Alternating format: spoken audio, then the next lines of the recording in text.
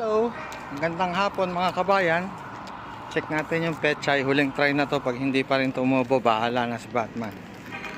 Ayan yung mga tanim natin, oh. Papaya, sili. Buhay pa naman.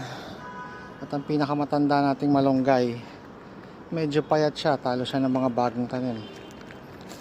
Dahil ang tagal natin hindi nakapunta rito kaya sitaw natin, oh. Harvest na ako ng isa.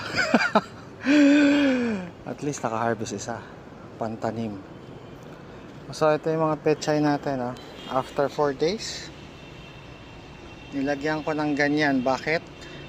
Dahil nung naglagay ako dito ng pechay twice, binungkal ng pusa or tinutulugan nila yan. So patay lahat. So kapag naglakihan yan, tatanggalin ko dahan-dahan yung mga nakaharang.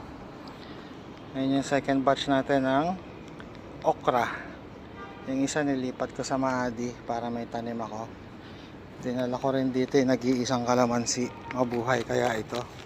Dito kasi may magandang source siya ng sunlight. So sana mabuhay. Ito yung ginagawa lang sponge sa balat. Pinapadry nila yung bunga. Patola ba tawag dyan? So inshallah marami na akong source ng gulay. Ingat mga lods. Bye.